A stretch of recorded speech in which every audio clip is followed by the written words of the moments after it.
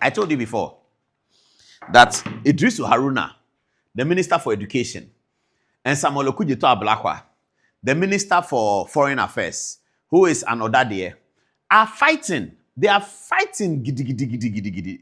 And I'm going to tell you why they are fighting tonight. So what has happened is that, first, for you to believe me that they are fighting, I need to show you two videos. Now, the first video I'm going to show you is Iddrisu Haruna here, speaking at Mauli Secondary School for their, I think it was their 75th anniversary, Mauli 75.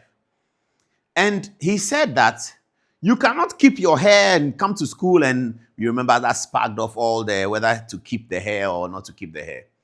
The foreign minister, Okudzeto Ablakwa, goes to his former school, having been invited as the guest speaker, which for this year at Presec was quite different from the special guest of honor. So there was a special guest of honor, and then there was a guest speaker, which was him. He is part of the government of Haruna Iddrisu. He didn't have to say that, he didn't have to contradict the education minister. He didn't need to. In fact, it was wrong for him to.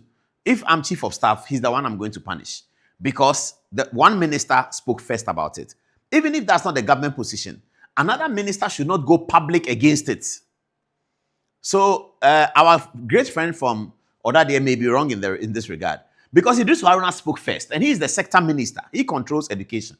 And he spoke and said that your haircut, it won't work. I'm not interested. Go and cut your hair. Shut up over there. That's what he said. And what he said typically will represent the government's position. Then weeks down the line, Ablakwa comes to say the opposite. And in doing so, he talks down on the people who are thinking that hair is important. First, let's see Haruna Iddrisu. There is an ongoing debate in social media about haircuts and size and length of hair in secondary schools. We will not tolerate it today, we will not tolerate it tomorrow, and so long as we are molding character. If we give in to hair today, tomorrow it will be shoes, and the next day it will be the way they dress. Therefore, as part of our disciplinary measures, headmasters and GES, you are accordingly empowered to take full control of how students behave on your campuses.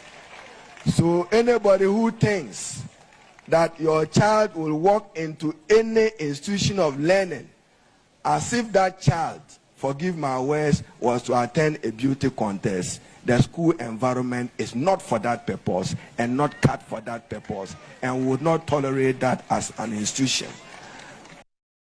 That was the Minister for Education speaking at Mauli Secondary School 75th anniversary.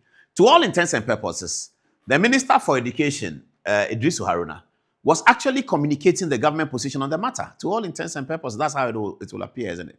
He was communicating the government position on the matter. But then comes Okudzeto Ablakwa last Saturday at the Odadie event. Come along and join us. Let's show it. What did Ablakwa say? Instead of focusing on how strict religious doctrines are being enforced in our schools and the weird correlation between short hair and disciplined students, it is time to ponder over the real issues. Why is our educational system producing graduates who criminally create thousands of ghosts to fleece the state when real human beings are looking for jobs? Why is our educational system producing graduates who will destroy our environment, pollute our river bodies, and create a public health crisis for the rest of us just to advance their greedy galamsey search for gold? Why is our educational system producing graduates who lack ethical leadership? Why is our educational system producing graduates who commit Ghana to unconscionable transactions? Why is our educational system producing plutocratic graduates who want so much for themselves and don't care about the country they lead and the generations coming after them? To me, with all due respect, these are the weightier matters. So the Minister for Foreign Affairs in his government is telling the education minister that, Chief, That's your ridiculous analysis of short hair and it has a correlation with discipline. I don't even understand it. That's not what you should be focusing on. Focus on why people come from the university that we are training them. They are doing this. You are a new minister for education. You have inherited a system. Check why the system produced those people and stop talking about things that are not important. That's the content analysis of the two videos. About 4 weeks apart. That's the content analysis. Ablakwa is fighting with Iddrisu Haruna. Iddrisu Haruna is fighting with Ablakwa. Ablakwa is fighting with him.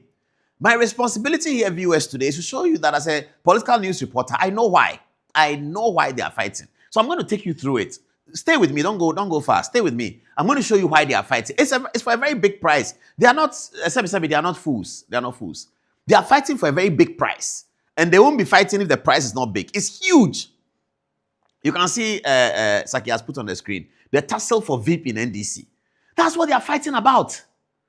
That is the fight. They both of them want to be the next vice president if the NDC were to win 2028. And both of them want to be vice president for the same presidential candidate. So this is the vice president, Professor Jena Nopokwajiman.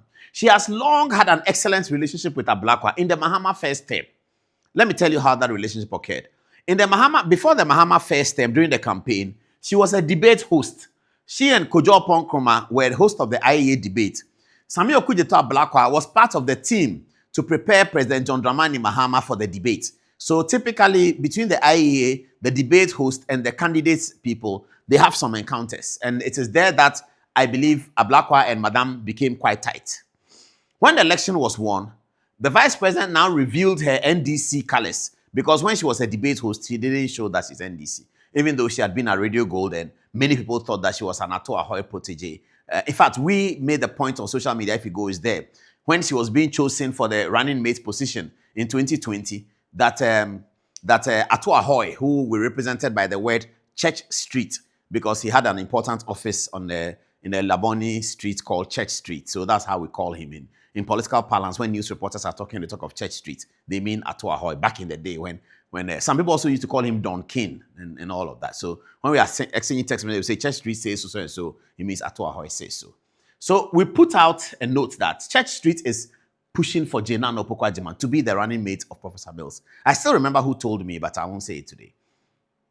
Now, when she became running mate, before she became running mate, she was Minister for Education. When she was Minister for Education, Ablakwa was her deputy. So in the first Mahama term, they forged such a tight alliance as deputy and boss. Ablakwa was the more political deputy. She is the more technocratic vice chancellor of the university, blah, blah, blah. So they worked together excellently.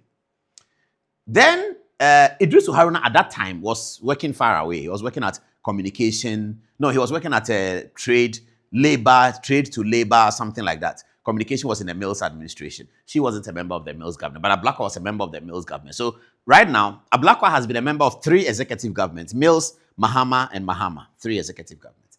So this vice president is close to Ablakwa.